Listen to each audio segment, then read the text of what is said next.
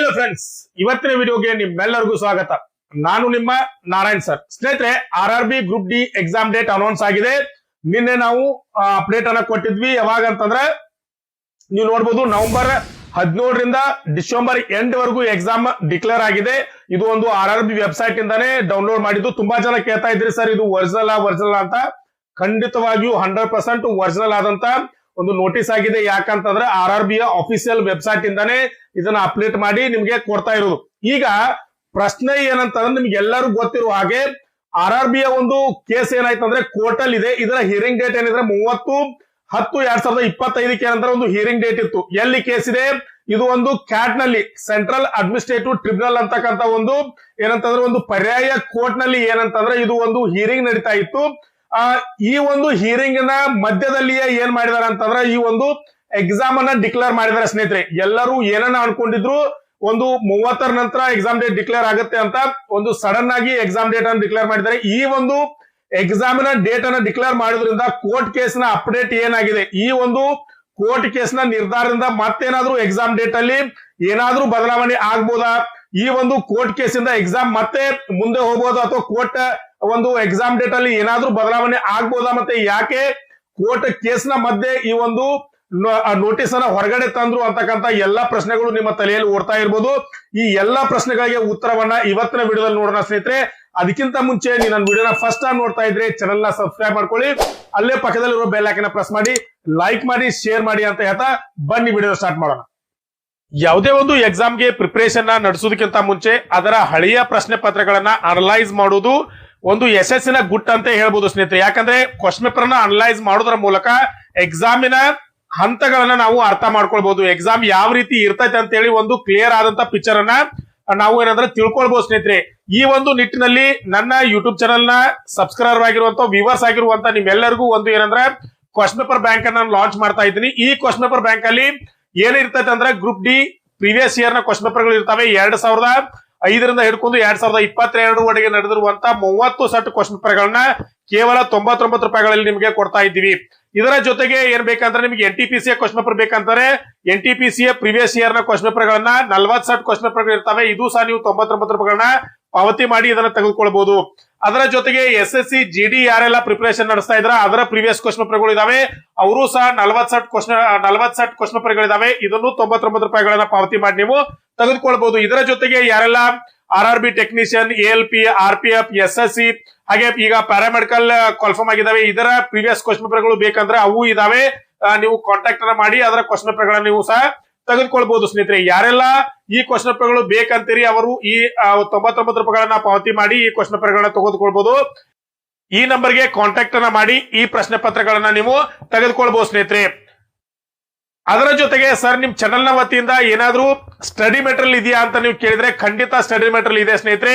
ಯಾರೆಲ್ಲ group D, assistant ಲೋಕೋ pilot, NTPC technician, SSC ಹೀಗೆ ಈ ಎಲ್ಲ ಎಕ್ಸಾಮ್ ಗಳಿಗೆ ಪ್ರಿಪರೇಷನ್ ನಡೆಸ್ತಾ ಇದ್ರು ಆ ಎಲ್ಲ ಸಿಲೆಬಸ್ ನ ಪ್ರಕಾರ ಈ ಒಂದು ಸ್ಟಡಿ ಮೆಟೀರಿಯಲ್ ನಾವು ರೆಡಿ ಮಾಡಿದೀವಿ ಸ್ನೇಹಿತರೆ. ಇದರಲ್ಲಿ ಏನಿರ್ತದೆ ಅಂದ್ರೆ ಜನರಲ್ ಸೈನ್ಸ್ ಅಲ್ಲಿ ನಿಮ್ಮ ಫಿಸಿಕ್ಸ್, ಕೆಮಿಸ್ಟ್ರಿ, ಬಯಾಲಜಿ ಇದರ ಒಂದು ಡಿಟೇಲ್ ಆದಂತ ಮತ್ತೆ ಅದರ ಜೊತೆಗೆ ಕಡೆಯಲ್ಲಿ ಅದಕ್ಕೆ ಸಂಬಂಧಪಟ್ಟಂತ ಕ್ವಶನ್ ಆನ್ಸರ್ ಗಳು ಇರ್ತವೆ. ಇನ್ನ ಇದರ ಜೊತೆಗೆ ಕರೆಂಟ್ ಅಫೇರ್ಸ್ 2024 ಜನವರಿಯಿಂದ 2025 ಮೇ ಅಂದ್ರೆ ಸರಿಸುಮಾರು 17 ತಿಂಗಳ ಒಳಗೆ ಒಂದು ಕರೆಂಟ್ ಅಫೇರ್ಸ್ ಅನ್ನ ನಿಮಗೆ ಡಿಟೇಲ್ ಆದಂತ ಕರೆಂಟ್ ಅಫೇರ್ಸ್ ನಿಮಗೆ ಕೊಡ್ತೀವಿ ಸ್ನೇಹಿತರೆ.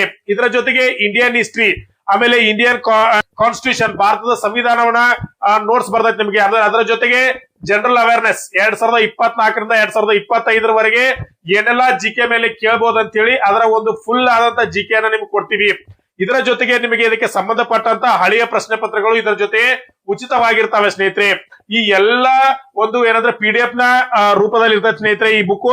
ಇದೇನಂದ್ರೆ ನಿಮ್ಗೆ ಯಾರಿಗೆಲ್ಲ ಬೇಕು ಅವರು ಈ ನಂಬರ್ಗೆ ಕಾಂಟ್ಯಾಕ್ಟ್ ಅನ್ನ ಮಾಡಿ. ಕೇವಲ ಇದರ ಬೆಲೆ ಎಷ್ಟಂತಂದ್ರೆ 299 ರೂಪಾಯಿಗಳಿಗೆ ಇರ್ತಾವೆ. ನಿಮ್ಗೆ 299ಗಳನ್ನ ಪಾವತಿ ಮಾಡಿ ಈ ಒಂದು ನೋಟ್ಸ್ ಅನ್ನ ನೀವೆಲ್ಲರೂ ತೆಗೆದುಕೊಳ್ಬಹುದು ಸ್ನೇಹಿತರೆ. ನಿಮ್ಗೆಲ್ಲರೂ ಗೊತ್ತಿರುವ ಹಾಗೆ RRB ಯ ಗ್ರೂಪ್ ಡಿ ಇದರ ಒಂದು ಕೇಸ್ ಕೋರ್ಟ್ ನಲ್ಲಿ ನಡೀತಾ ಇದೆ. ದೆಹಲಿ ಹೈಕೋರ್ಟ್ ಇಂದ ಕ್ಯಾಟ್ ಹೋಯ್ತು ಅಂತ ನಿಮ್ಗೆ ಎಲ್ಲರಿಗೂ ಗೊತ್ತಿದೆ.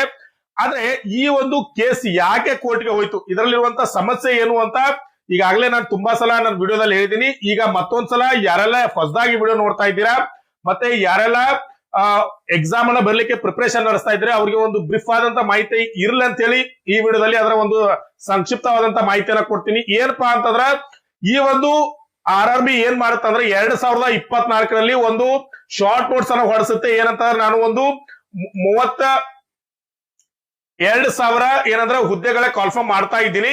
ಈ ಒಂದು ಹುದ್ದೆಗೆ ನೀವೆಲ್ಲರೂ ಅಪ್ಲಿಕೇಶನ್ ಅನ್ನ ಹಾಕ್ಬಹುದು.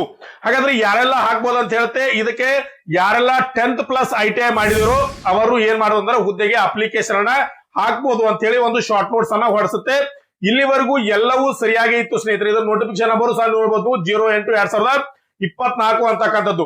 ಇಲ್ಲಿಯವರೆಗೂ ಎಲ್ಲವೂ ಸರಿಯಾಗೇ ಇತ್ತು. ಯಾಕಂದ್ರೆ ಎಲ್ಲರೂ ಏನ್ ಅನ್ಕೊಂಡಿದ್ರು ಒಂದು ಗ್ರೂಪ್ ಡಿ ಅಪ್ಲಿಕೇಶನ್ ಸ್ಟಾರ್ಟ್ ಆಗ್ತವೆ, ನಾವೆಲ್ಲರೂ ಅಪ್ಲಿಕೇಶನ್ ಹಾಕಿ ಎಕ್ಸಾಮ್ ಅನ್ನ ಬರಿಬಹುದು ಅಂತ ಹೇಳಿ. ಆದ್ರೆ ರೈಲ್ವೆ ಏನ್ ಮಾಡುತ್ತೆ ಅಂತಂದ್ರೆ ಅದಾದ 28ಕ್ಕೆ ಆಯ್ತು, 2ನೇ ತಾರೀಕು ಅಂದ್ರೆ ಹೆಚ್ಚು ಕಡಿಮೆ 5 ದಿನಗಳ ನಂತರ ಇನ್ನೊಂದು ಶಾರ್ಟ್ ನೋಟ್ಸ್ ಅನ್ನ ಬಿಡುಗಡೆ ಮಾಡುತ್ತೆ. ಈ ಒಂದು ಶಾರ್ಟ್ ನೋಟ್ಸ್ ಅಲ್ಲಿ ಏನ್ ಹೇಳುತ್ತೆ ಅಂದ್ರೆ ಯಾರು ಎಕ್ಸ್ಪೆಕ್ಟ್ ಮಾಡಿರುದಿಲ್ಲ ಅಂತ ಒಂದು ಮಾಹಿತಿಯನ್ನ ಹೊರಗಡೆ ತರುತ್ತೆ. ಏನಂತಂದ್ರೆ ನೀವು ಇದಕ್ಕೆ ಅಪ್ಲಿಕೇಶನ್ ಹಾಕ್ಬೇಕಂತಂದ್ರೆ 10th ಪ್ಲಸ್ ITI ಆಗ್ಬೇಕಾಗಿಲ್ಲ, ಕೇವಲ 10th ಆದ್ರೂ ನೀವು ಅಪ್ಲಿಕೇಶನ್ ಹಾಕ್ಬಹುದು ಅಂತ ಹೇಳುತ್ತೆ ಸ್ನೇಹಿತರೆ. ಎಷ್ಟೋ ಜನ ITI ಮಾಡಿದರು ಇದ್ರ ಬಗ್ಗೆ ಏನಂದ್ರೆ ಒಂದು ಸಿಟ್ಟಿಗೆ ಕಾರಣ ಆದಂತ ಒಂದು ಆರ್ಡರ್ ಇದಾಗಿದೆ ಅಥವಾ ಒಂದು ನೋಟಿಸ್ ಇದಾಗಿದೆ ಸ್ನೇಹಿತರೆ. ಯಾಕಂದ್ರೆ ರೈಲ್ವೆ ಏನ್ ಮಾಡಿರುತ್ತೆ, ಮೊದಲಿಗೆ 10th ಪ್ಲಸ್ ITI ಕ್ವಾಲಿಫಿಕೇಶನ್ ಬೇಕಂತ ಹೇಳಿದ್ದು, ಒಂದೇ ಸಲ ನೀವು ITI ಅವಶ್ಯಕತೆ ಇಲ್ಲ, ನೀವು 10th ಆದ್ರೂ ಸಹ ಅಪ್ಲಿಕೇಶನ್ ಹಾಕ್ಬೋದು ಅಂತ ಹೇಳಿದಾಗ ಈ ITI ವಿದ್ಯಾರ್ಥಿಗಳು ಏನ್ ಮಾಡ್ತಾರೆ ಅಂತಂದ್ರೆ ಕೋರ್ಟ್ಗೆ ಹೋಗ್ತಾರೆ. ಎಲ್ಲಿ ಹೋಗ್ತಾರೆ, ದೆಹಲಿ ಕೋರ್ಟ್ಗೆ ಹೋಗಿ ಏನ್ ಮಾಡ್ತಾರೆ ಅಂದ್ರೆ ಒಂದು ಕೇಸನ್ನ ಫೈಲ್ ಮಾಡ್ತಾರೆ. ಯಾಕಂತಾರೆ ನೀವು ಒಂದು ಏನ ರಿಕ್ರೂಟ್ಮೆಂಟ್ ನ ಮಧ್ಯದಲ್ಲಿ ಯಾವುದೇ ರೀತಿಯ ಬದಲಾವಣೆಯನ್ನ ತರೋಂಗಿಲ್ಲ ಅಂತ ಹೇಳಿ ಏನಂತಂದ್ರೆ ಒಂದು ಕೋರ್ಟ್ ನಲ್ಲಿ ವಿದ್ಯಾರ್ಥಿಗಳು ವಾದ ಮಾಡ್ತಾರೆ. ರೈಲ್ವೆ ಏನ್ ಹೇಳುತ್ತಂದ್ರೆ ಇಲ್ಲ, ನನ್ನ ಒಂದು ಸೂಪರ್ ಪವರ್ ಇರ್ತೈತಿ, ನಾನು ಯಾವುದೇ ಅಲ್ಲಾದ್ರೂ ನನ್ನ ನೋಟಿಫಿಕೇಶನ್ ನಾನು ಏನ್ ಮಾಡ್ಬೋದು, ಬದಲಾವಣೆಯನ್ನ ಮಾಡಬಹುದು, ಹೊಸದಾಗಿ ಆಡು ಸಹ ಮಾಡಬಹುದು.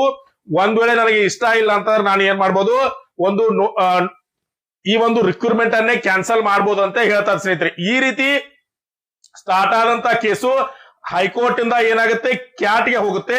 ಈ ಕ್ಯಾಟ್ ನಲ್ಲಿ ಏನಂತಂದ್ರೆ ಒಂದು ಹಿಯರಿಂಗ್ ಅನ್ನ ಡಿಸೈಡ್ ಮಾಡಿರ್ತಾರೆ. ಏನಂತ ಡಿಸೈಡ್ ಮಾಡಿರ್ತಾರೆ, ಯಾವಾಗ ಒಂದು ರೀಸೆಂಟ್ ಹಿಯರಿಂಗ್ ಡೇಟ್ ಅನೌನ್ಸ್ ಆಗಿರುತ್ತೆ. ಯಾವ್ದಂತಂದ್ರೆ ಅದು 30/10/2025 ಏನಂದ್ರೆ ಹಿಯರಿಂಗ್ ಡೇಟ್ ಅನ್ನ ಅನೌನ್ಸ್ ಮಾಡಿರ್ತಾರೆ. ಎಲ್ಲರೂ ಏನ್ ಅನ್ಕೊಂಡಿರ್ತಾರೆ, ಈ ಒಂದು 30/10/25 ಒಂದು ಹಿಯರಿಂಗ್ ಆಗುತ್ತೆ. ಈ ಒಂದು ಹಿಯರಿಂಗ್ ಅಲ್ಲಿ ಏನಾದ್ರೂ ನಿರ್ಧಾರ ಮಾಡಿ ನವೆಂಬರ್-ಡಿಸೆಂಬರ್ ಅಲ್ಲಿ ಎಕ್ಸಾಮ್ ಡಿಕ್ಲೇರ್ ಆಗುತ್ತೆ ಅಂತ ನಾನು ಹಿಂದಿನ ವಿಡಿಯೋಗಳಲ್ಲಿ ಹೇಳಿದ್ದೆ. ಯಾಕಂದ್ರೆ ಯಾವುದೇ ಪರಿಸ್ಥಿತಿಯಲ್ಲಿ ಈ ವರ್ಷದ ರಿಕ್ರೂಟ್ಮೆಂಟ್ ಅನ್ನ ಈ ವರ್ಷ ಮುಗಿಸ್ಬೇಕಾಗ್ತದೆ. ಯಾಕಂದ್ರೆ ವರ್ಷ ಏನ್ ಮಾಡಿದೆ, ರೈಲ್ವೆ ಕಾಲ್ಫಾರ್ಮ್ ಮಾಡ್ತೀನಿ ಅಂತ ಹೇಳೋದ್ರಿಂದ 25 ಈಗಾಗಲೇ ಹುದ್ದೆಗಳು ಕಾಲ್ಫಾರ್ಮ್ ಆಗ್ಬೇಕಾಗಿತ್ತು, ಅವು ಸಹ ಹುದ್ದೆಗಳು ಕಾಲ್ಫಾರ್ಮ್ ಆಗಿಲ್ಲ. ಅವುಗಳನ್ನ ಮುಂದಿನ ಹಂತದಲ್ಲಿ ಕಾಲ್ಫಾರ್ಮ್ ಮಾಡ್ಬೇಕಾಗ್ತದೆ. ಆದ್ದರಿಂದ ಈ ವರ್ಷದಲ್ಲಿ ಯಾವುದೇ ಪರಿಸ್ಥಿತಿಯಲ್ಲಿ ಎಕ್ಸಾಮ್ ನಡೀಲೇಬೇಕಾಗಿತ್ತು ಸ್ನೇಹಿತರೆ. ಆ ಒಂದು ನಿಟ್ಟಿನಲ್ಲಿ ಯಾವುದೇ ಪರಿಸ್ಥಿತಿಯಲ್ಲಿ 30 ನವೆಂಬರ್ ಅಥವಾ ಡಿಸೆಂಬರ್ ಅಲ್ಲಿ ಎಕ್ಸಾಮ್ ನಡಿಬೇಕಾಗಿತ್ತು. ಆದ್ರೆ ಈ ಮಧ್ಯೆ ಏನ್ ಮಾಡ್ತಂದ್ರ ರೈಲ್ವೆ ಒಂದು ಸಡನ್ ಆಗಿ ಎಕ್ಸಾಮ್ ಡೇಟ್ ಅನ್ನ ಡಿಕ್ಲೇರ್ ಮಾಡಿಬಿಟ್ಟಿದೆ. ಯಾರು ಎಕ್ಸ್ಪೆಕ್ಟ್ ಮಾಡಿರ್ಕಿಲ್ಲ, ಸಡನ್ ಆಗಿ ಏನಂದ್ರೆ ಡಿಕ್ಲೇರ್ ಅನ್ನ ಮಾಡಿಬಿಟ್ಟಿದೆ. ನವೆಂಬರ್ 13ರಿಂದ ಡಿಸೆಂಬರ್ ಎಂಡ್ ವರೆಗೂ ಎಕ್ಸಾಮ್ ಡಿಕ್ಲೇರ್ ಅಂತ ಹೇಳುತ್ತೆ. ಯಾಕಂದ್ರೆ ನಾವು ಯಾವಾಗ್ಲೂ ಹೇಳ್ತಾ ಇದ್ವಿ, ಯಾವಾಗಾದ್ರೂ ಇದರ ಏನಂದ್ರೆ ಎಕ್ಸಾಮ್ ಡಿಕ್ಲೇರ್ ಆಗ್ಬೋದು. ರೈಲ್ವೆ ಯಾವಾಗ ಬೇಕಾದ್ರೂ ಹೆಂಗ್ ಬೇಕಾದ್ರೂ ವಿಚಾರ ಮಾಡ್ಬೋದು, ಯಾವಾಗಾದ್ರೂ ಎಕ್ಸಾಮ್ ಅನ್ನ ಡಿಕ್ಲೇರ್ ಮಾಡ್ಬೋದು ಅಂತ ಹೇಳಿದ್ವಿ. ಅದೇ ರೀತಿಯಾಗಿ ಯಾರು ಎಕ್ಸ್ಪೆಕ್ಟ್ ಮಾಡ್ಲಾರ್ದ ಒಂದು ಎಕ್ಸಾಮ್ ಡಿಕ್ಲೇರ್ ನ ಮಾಡಿದಾರೆ ಸ್ನೇಹಿತರೆ. ಹಾಗಾದ್ರೆ ಈಗ ಕೋರ್ಟ್ ಕೇಸ್ ಏನಾಗುತ್ತೆ, ಈಗ ಬಂದಿರುವಂತ ಪ್ರಶ್ನೆ ಏನಪ್ಪಾ ಅಂದ್ರ, ಈಗ ಕೋರ್ಟ್ ಕೇಸ್ ಏನಾಗಿದೆ, ಅಂತಂದ್ರೆ ಸ್ನೇಹಿತರೆ ಯಾವುದೇ ರೀತಿಯ ಕೋರ್ಟ್ ಕೇಸ್ ನಲ್ಲಿ ಬದಲಾವಣೆ ಆಗಿಲ್ಲ. ನೀವು ಇಲ್ಲಿ ಗಮನ ಮಾಡ್ಬೇಕಂತಂದ್ರೆ ಯಾವ ರೀತಿಯ 30/10/2025 ಇದ್ರ ಹಿಯರಿಂಗ್ ಡೇಟ್ ಇದೆಯಲ್ಲ, 30/10/2025 ಇದರ ಹಿಯರಿಂಗ್ ಡೇಟ್ ನಡೆಯುತ್ತೆ. ಅವತ್ತೇನಾಗುತ್ತೆ, ನೀವು ರೈಲ್ವೆ ಬಗ್ಗೆ ವಿಚಾರ ಮಾಡ್ರಿ ಅಂತಂದ್ರ ರೈಲ್ವೆಗೆ ಸೂಪರ್ ಪವರ್ ಇದ್ದಂಗೆ, ಅದು ಒನ್ ಸೈಡ್ ಹೀರೋ ಇದ್ದಂಗೆ. ನೀವು ವಿಚಾರ ಮಾಡ್ರಿ, ಕೋರ್ಟ್ ಅಲ್ಲಿ ಕೇಸ್ ಇರುವಾಗ ಅದು ಒನ್ ಸೈಡ್ ಆಗಿ ಏನ್ ಮಾಡುತ್ತಂದ್ರೆ ಒಂದು ಎಕ್ಸಾಮ್ ಅನ್ನ ಡಿಕ್ಲೇರ್ ಮಾಡುತ್ತೆ ಅಂತಂದ್ರೆ ರೈಲ್ವೆಗೆ ಇರುವಂತ ಪವರ್ ಅನ್ನ ನೀವು ಅರ್ಥ ಮಾಡ್ಕೊಡ್ರಿ. ಅದು ಒನ್ ಸೈಡ್ ಹೀರೋ. ಅದಕ್ಕೆ ಕೋರ್ಟ್ ಅಲ್ಲಿ ನಡೆಯುವಂತ ಹಿಯರಿಂಗ್ ಏನಾಗತ್ತೆ ಅಂತ ಮುಂದೆ ಗೊತ್ತಿರೋ ಆಗಿದೆ. ಅದಕ್ಕೆ ಅದೇನ್ ಮಾಡಿದೆ ಅಂತಂದ್ರೆ ಯಾವುದೇ ರೀತಿಯ ಮುಂದಾಲೋಚನೆ ಮಾಡ್ಲಾರ್ದೆ, ನೋಡಪ್ಪ ನಾನು ನವೆಂಬರ್ ಇಂದ ಡಿಸೆಂಬರ್ ವರೆಗೆ ಎಕ್ಸಾಮ್ ಅನ್ನ ನಡೆಸ್ತೀನಿ, ನೀವೆಲ್ಲರೂ ತಯಾರಾಗಿರ್ರಿ ಅಂತ ರೈಲ್ವೆ ಈಗಾಗಲೇ ಹೇಳಿ ಆಗಿದೆ. ಕೋರ್ಟ್ ಅಲ್ಲಿ ಏನ್ ಬೇಕಾದ್ರೂ ಆಗ್ಬೋದು ಕೇಸು. ನೀವು ಕ್ಯಾಟ್ ಅಲ್ಲಿ ನೀವು 30ಕ್ಕೆ ಏನಾದ್ರೂ ಆಗ್ಬೋದು. ಅದರ ಒಂದು ಪೂರ್ವ ನಿರ್ಧರಿತ ತೀರ್ಮಾನ ರೈಲ್ವೆ ಮಾಡಿದ ಆಗಿದೆ. ಇದರ ಬಗ್ಗೆ ನಾವು ಜಾಸ್ತಿ ಏನಂತಂದ್ರೆ ವಿಚಾರ ಮಾಡ್ಬೇಕಾಗಿಲ್ಲ ಸ್ನೇಹಿತರೆ. ನಮಗೇನ್ ಬೇಕಾಗಿತ್ತು, ಎಕ್ಸಾಮ್ ಆಗ್ಬೇಕಾಗಿತ್ತು. ಎಕ್ಸಾಮ್ ಅನ್ನ ಡಿಕ್ಲೇರ್ ಮಾಡಿದರೆ ಈ ಒಂದು ಎಕ್ಸಾಮ್ ಅನ್ನ ಡಿಕ್ಲೇರ್ ಮಾಡಿದ್ರಿಂದ ನಾವೇನ್ ಮಾಡ್ಬೇಕು, ಪ್ರಿಪರೇಷನ್ ಅನ್ನ ಸ್ಟಾರ್ಟ್ ಮಾಡಬೇಕಾಗಿದೆ ಸ್ನೇಹಿತರೆ. ಯಾರೆಲ್ಲ ಪ್ರಿಪರೇಷನ್ ನ ಇನ್ನೂ ಸ್ಟಾರ್ಟ್ ಮಾಡಿಲ್ಲ, ಯಾಕಂದ್ರೆ ನಾವು ತುಂಬಾ ವಿಡಿಯೋಗಳಲ್ಲಿ ಹೇಳ್ತಾ ಇದ್ವಿ ಸ್ನೇಹಿತರೆ, ಎಕ್ಸಾಮ್ ಯಾವಾಗ ಬೇಕಾದ್ರೂ ಡಿಕ್ಲೇರ್ ಆಗ್ಬೋದು, ಯಾವುದೇ ಹಂತದಲ್ಲಾದ್ರೂ ಎಕ್ಸಾಮ್ ಡಿಕ್ಲೇರ್ ಆಗ್ಬೋದು, ನೀವು ಅದಕ್ಕೆ ತಯಾರಿರಿ ಅಂತ ನಾವು ತುಂಬಾ ಸಲ ಹೇಳ್ತಾ ಇದ್ವಿ. ಇನ್ನು ಯಾವಾಗ ಎಕ್ಸಾಮ್ ಆಗುತ್ತೆ ಅಂತ ನೀವು ಕೇಳ್ತಾನೆ ಇದ್ರಿ. ಇದು ಸರಿಯಾದ ಸಮಯ ಎಕ್ಸಾಮಿಗೆ ಪ್ರಿಪರೇಷನ್ ನ ಸ್ಟಾರ್ಟ್ ಮಾಡ್ಲಿಕ್ಕೆ ಸ್ನೇಹಿತರೆ. ಯಾಕಂದ್ರೆ ಈಗ ನಿಮಗೆ ರಿಸಲ್ಟ್ ನಿಮ್ ಕಣ್ ಮುಂದೆನೆ ಇದೆ. ಈ ಒಂದು ಡೇಟ್ ಕ್ಯಾನ್ಸಲ್ ಆಗುವಂತ ಯಾವುದೇ ಲಕ್ಷಣ ಇಲ್ಲ. ಯಾಕಂದ್ರೆ ಇದು ಅಫಿಷಿಯಲ್ ವೆಬ್ಸೈಟ್ ಇಂದಾನೆ ರೈಲ್ವೆನೆ ಹೇಳಿರುವ ಹಾಗೆ ನವೆಂಬರ್ 17ರಿಂದ ಯಾವುದೇ ಪರಿಸ್ಥಿತಿಯಲ್ಲಿ ಎಕ್ಸಾಮ್ ಸ್ಟಾರ್ಟ್ ಆಗೇ ಆಗ್ತವೆ. ಈ ಒಂದು ನಿಟ್ಟಿನಲ್ಲಿ ನೀವೆಲ್ಲರೂ ಪ್ರಿಪರೇಷನ್ ನ ಸ್ಟಾರ್ಟ್ ಮಾಡಬೇಕಾಗಿದೆ. ಸರ್ ಹಾಗಾದ್ರೆ ಏನನ್ನ ಓದ್ಬೇಕು ಅಂತ ನೀವು ನನ್ನ ಕೇಳಿದ್ರೆ, ನಮ್ಮ ಚಾನಲ್ ಇಂದ ಏನಂತಾರೆ ನಿಮಗೆ ಗ್ರೂಪ್ ಡಿ ಯ ಪ್ರೀವಿಯಸ್ ಕ್ವಶನ್ ಪೇಪರ್ಗಳನ್ನ ಕೊಡ್ತಾ ಇದೀವಿ. ಯಾಕಂದ್ರೆ ಸ್ನೇಹಿತರೆ, ನಾನು ತುಂಬಾ ಸಲ ಈ ಮಾತನ್ನ ಹೇಳ್ತೀನಿ. ಯಾಕಂದ್ರೆ ಒಂದು ಎಕ್ಸಾಮ್ಗೆ ಪ್ರಿಪರೇಷನ್ ನಡೆಸಬೇಕಂದ್ರೆ ಅದರ ಮೊದಲ ಬ್ಲೂ ಪ್ರಿಂಟ್ ನೀವು ಅರ್ಥ ಮಾಡ್ಕೋಬೇಕಂತಂದ್ರೆ ಅದರ ಹಳೆಯ ಪ್ರಶ್ನೆ ಪತ್ರಗಳನ್ನ ನೀವು ಅಧ್ಯಯನ ಮಾಡ್ಲೇಬೇಕು ಸ್ನೇಹಿತರೆ. ಒಂದು ಎಕ್ಸಾಮ್ಗೆ ಪ್ರಿಪರೇಷನ್ ನಡೆಸಬೇಕಂದ್ರೆ ಅದ್ರ ಹಳೆಯ ಪ್ರಶ್ನೆ ಪತ್ರಗಳನ್ನ ನೀವು ಅನಲೈಸ್ ಮಾಡ್ಲಾರ್ದೆ ಎಕ್ಸಾಮ್ ಬರ್ಲಿಕ್ಕೆ ಆಗುದಿಲ್ಲ. ಇದರ ಒಂದು ಗ್ರೂಪ್ ಡಿ ಯ 30 ಸೆಟ್ ಕನ್ನಡದಲ್ಲಿರುವಂತಹ ಕ್ವಶನ್ ಗಳನ್ನ ವಿತ್ ಆನ್ಸರ್ ಗಳನ್ನ ನಿಮಗೆ ಕೊಡ್ತೀವಿ. ಕೇವಲ 99 ರೂಪಾಯಿಗಳಲ್ಲಿ ನಿಮ್ಗೆ ಕೊಡ್ತಾ ಇರ್ತೀವಿ. ಇಷ್ಟು ಕಡಿಮೆ ಬೆಲೆಯಲ್ಲಿ ನಿಮಗೆ ಯಾರೂ ಸಹ ಕೊಡುದಿಲ್ಲ. ಯಾಕಂದ್ರೆ ನಮ್ಗೆ ವಿದ್ಯಾರ್ಥಿಗಳಿಗೆ ಒಂದು ಹೆಲ್ಪ್ ಆಗ್ಲಿ ಅಂತ ಉದ್ದೇಶದಿಂದ 30 ಸೆಟ್ ಕ್ವಶನ್ ಪೇಪರ್ ಗಳನ್ನ ಕೇವಲ 99 ರೂಪಾಯಿಗಳಲ್ಲಿ 2005ರಿಂದ 2022ರವರೆಗೆ ನಡೆದಿರ್ತಕ್ಕಂಥ ಕ್ವಶನ್ ಪೇಪರ್ ಗಳನ್ನ ನಿಮಗೆ ನಾವು ಕೊಡ್ತಾ ಇದ್ದೀವಿ. ಇದರ ಸದುಪಯೋಗ ಮಾಡಿಕೊಂಡು ನೀವೆಲ್ಲರೂ ಎಕ್ಸಾಮ್ಗೆ ಪ್ರಿಪರೇಷನ್ ಅನ್ನ ನಡೆಸಿ ಅಂತ ಹೇಳುದು. ಸರ್ ಹಾಗಾದ್ರೆ ಏನಾದ್ರೂ ಸ್ಟಡಿ ಮೆಟೀರಿಯಲ್ ನಿಮ್ಮ ಚಾನಲ್ ಇಂದ ಕೊಡ್ತಾ ಇದ್ದೀರಾ ಅಂದ್ರೆ ಖಂಡಿತವಾಗಿಯೂ ನಿಮಗೆ ಹೆಲ್ಪ್ ಆಗ್ಲಿ ಅಂತ ನಾವಂದ್ರೂ ಒಂದು ಸ್ಟಡಿ ಮೆಟೀರಿಯಲ್ ರೆಡಿ ಮಾಡಿದ್ವಿ ಸ್ನೇಹಿತರೆ. ಈ ಒಂದು ಸ್ಟಡಿ ಮೆಟೀರಿಯಲ್ ನಿಮ್ಮ ಒಂದು GK GS ಏನು ಬರ್ತದಲ್ಲ ಅದಕ್ಕೆ ಸಂಬಂಧಪಟ್ಟಂತ ಒಂದು ಪ್ಯಾಕೇಜ್ ಅನ್ನ ಕೊಡ್ತಾ ಇದ್ದೀವಿ. ಯಾಕಂದ್ರೆ ಈ ಒಂದು ಎಕ್ಸಾಮ್ ಅಲ್ಲಿ ಜನರಲ್ ಸೈನ್ಸ್ ಅಂತಕ್ಕಂಥದ್ದು ತುಂಬಾ ಪ್ರಮುಖವಾದದ್ದು ಮತ್ತು ಕರೆಂಟ್ ಅಫೇರ್ಸ್ ತುಂಬಾ ಪ್ರಮುಖವಾದದ್ದು, ಹಿಸ್ಟ್ರಿ, ಇಂಡಿಯನ್ ಕಾನ್ಸ್ಟಿಟ್ಯೂಷನ್, GK, ಹೀಗೆ ಎಲ್ಲ ಟಾಪಿಕ್ ಗಳನ್ನ ಕವರ್ ಮಾಡುವಂತ ಒಂದು ನೋಟ್ಸ್ ಅನ್ನ ನಾವು ರೆಡಿ ಮಾಡಿದ್ವಿ ಸ್ನೇಹಿತರೆ. ಈ ಒಂದು ನೋಟ್ಸ್ ಅಪ್ಪಟ ಕನ್ನಡದಲ್ಲಿ ಇರ್ತತಿ. ಇದನ್ನ ಕೇವಲ ನೀವು 299 ರೂಪಾಯಿಗಳನ್ನ ಪಾವತಿ ಮಾಡೋದ್ರೊಂದಿಗೆ ತಗೊಳ್ಬಹುದು. ಈ 299ಗಳಲ್ಲಿ ನಿಮ್ಮ ಹಳೆಯ ಪ್ರಶ್ನೆ ಪತ್ರಗಳು ಸಹ ಉಚಿತವಾಗಿಯೇ ಬರ್ತವೆ. ಇದನ್ನ ಅರ್ಥ ಮಾಡ್ಕೊಡ್ರಿ ಸ್ನೇಹಿತರೆ. ಎಲ್ಲರೂ ಈ ಒಂದು ಸ್ಟಡಿ ಮೆಟೀರಿಯಲ್ ನ ಸದುಪಯೋಗವನ್ನ ಪಡ್ಕೊಡ್ರಿ. ಸರಿಯಾಗಿ ಏನಂದ್ರೆ ಸ್ಟಡಿಯನ್ನ ಮಾಡ್ರಿ. ಎಕ್ಸಾಮ್ಗೆ ಸರಿಯಾದ ರೀತಿಯಿಂದ ಪ್ರಿಪರೇಷನ್ ಮಾಡಿ ಸ್ನೇಹಿತರೆ. ಮತ್ತೆ ಎಕ್ಸಾಮ್ ಅಲ್ಲಿ ಒಳ್ಳೆ ಮಾರ್ಕ್ಸ್ ಅನ್ನ ತಗೊಂಡು, ಯಾಕಂದ್ರೆ ನೀವು ಹೆಚ್ಚು ಕಡಿಮೆ 1 ಕೋಟಿಯ ಮೇಲೆ ಅಪ್ಲಿಕೇಶನ್ ಹೋಗಿದಾವೆ. ಕಾಂಪಿಟೇಷನ್ ತುಂಬಾ ಜಾಸ್ತಿ ಇದೆ ಸ್ನೇಹಿತರೆ. ವಿದ್ಯಾರ್ಥಿಗಳು ಹಗಲು ರಾತ್ರಿ ಅನ್ಲಾರದೆ ಪ್ರಿಪರೇಷನ್ ನಡೆಸ್ತಾ ಇದ್ದಾರೆ. ನೀವೇ ಅರ್ಥ ಮಾಡ್ಕೊಡ್ರಿ ಯಾವ ರೀತಿಯ ಒಂದು ಪ್ರಿಪರೇಷನ್ ಮಾಡಿದ್ರೆ ನೀವು ಈ ಒಂದು ಹುದ್ದೆಗೆ ಸೆಲೆಕ್ಟ್ ಆಗ್ಬೋದು ಅಂತ ಹೇಳಿ. ಆ ಒಂದು ನಿಟ್ಟಿನಲ್ಲಿ ನಮಗೆ ಸಾಧ್ಯ ಆದಂತ ಎಲ್ಲ ಒಂದು ಹೆಲ್ಪ್ ಅನ್ನ ನಾವು ನಮ್ಮ ಚಾನೆಲ್ ನ ವತಿಯಿಂದ ಮಾಡ್ತಾ ಇದೀವಿ ಸ್ನೇಹಿತರೆ.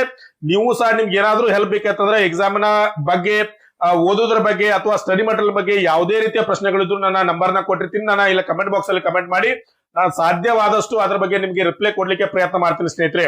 ಈ ಒಂದು ಕೋರ್ಟ್ ನ ಕೇಸ್ ಬಗ್ಗೆ ನಿಮಗೆ ಒಂದು ಕ್ಲಾರಿಟಿ ಸಿಕ್ತು ಅನ್ಕೋತೀನಿ. ಇದಾಗಿತ್ತು ಸ್ನೇಹಿತರೆ ಇವತ್ತಿನ ವಿಡಿಯೋ. ಮುಂದಿನ ವಿಡಿಯೋದಲ್ಲಿ ಭೇಟಿ ಆಗೋಣ. ನಮಸ್ಕಾರ.